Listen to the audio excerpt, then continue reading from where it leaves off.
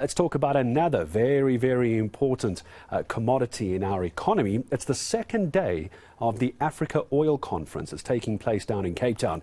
More than 25 African leaders and policymakers are getting together to discuss ways to harness the continent's natural resources to produce energy and help ease the continent, i.e., our electricity shortages. Nobesuthu Hejana is on that for us this afternoon. Hello to you, Nobesuthu. So, yes, we can talk Africa, but those of us in South Africa, we want to know, how is this going to help us here at home? What's it all been looking like?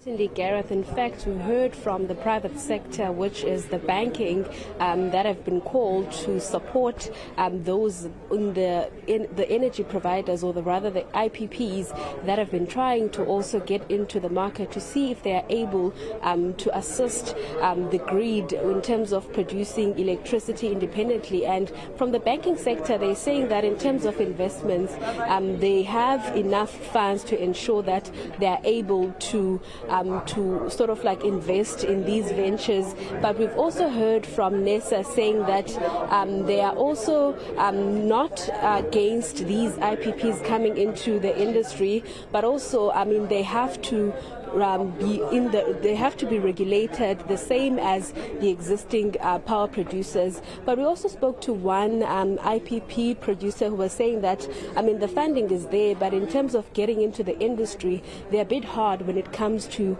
the regulations in terms of the NESA side. But at the moment, there's a process where the investment village, where they work with producers in terms of like how they can come up with solutions to sort of assist in terms of producing efficient energy. And at the moment, they are announcing their winners for this year. But I'm going to try and speak to one of the judges, or those who are in control, just to check in terms of like this year, what is it that they are looking for in terms of the selection process, and what is it that one of those winner it's going to be selected based on in terms of like their invention. Yeah. No, thank you for the opportunity. So I'm Kashifa Bukas. I'm the CEO of Freeport Saldanha. We're one of the key founders and sponsors of the Energy Investment Village. So our goal with the Energy Investment Village through the selection process is really to identify emerging tech startup companies across Africa. So this is our second year that we've hosted the village at the summit, and we made the call continental wide, and it's amazing to see. We've just finished the 10 pitches, pitches from South Africa as well as Nigeria. It was really amazing. So the selection process is really about solving our energy challenges from a household perspective as well as a private business perspective.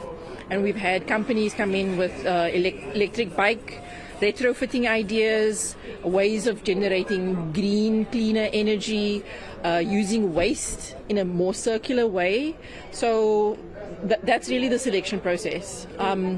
What we want from the winners going forward. So it really depends on our partners, and we've secured amazing partners and sponsors this year, from eNCA Capital, Sasol, the JSE, the Chemical Seater, and many others.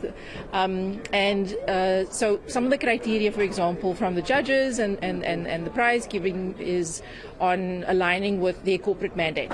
So looking at maybe clean tech, clean fuel solutions, or to scale up, because we have the venture capitalists who have a specific climate finance package or green energy package. So what we're looking for really at the heart of it is entrepreneurs that are passionate about their business, have a clear plan ahead on how to scale. That's the one question that all of the entrepreneurs get asked, is about scale. Sure. We've spoke to some of the IPPs, and they were talking about, yes, there is funding, but the challenge is the regulations by NESA. So in terms of the partnerships, how soon can those that you'll be selecting start working to bring solutions to the current crisis that we have in the country? So, for example, one of the technology companies is about energy storage and energy management of your home. So a lot of people in South Africa and around the world are looking for own generations, small embedded generation, either at the, residential complex or for your individual household. So with the regulations that have reform that has come in through the last 2 years, I want to say that South Africa, there's definitely an opportunity here of clarity of regulation in that aspect. I think at the biggest scale of the IPP projects, there might be still a way to go. But down on the ground and dealing with what citizens are facing in terms of wanting to manage the electricity costs, but also be part of a just energy transition. But I think more people are becoming aware of climate change and wanting to mitigate, play their role, really. So the solutions that we're seeing from the entrepreneurs address those concerns. All right, thank you very much. Well, Gareth, we also heard from the investors, the banks, that were saying that, I mean, the more there are these independent producers, it helps because there is funding that's available, but they were just waiting for these projects to be to knock on their doors, because at the end of the day, the aim is to ensure that South Africans have enough energy supply, and it doesn't matter where it's coming from. And also from the NESA side, they're saying that, I mean, if the idea of going private doesn't mean that the government is trying to be off-grid, but it's part of the solutions that are currently needed in the country, as the government is also pushing ahead to work, or rather to utilize renewable energy to boost what we currently need in the country.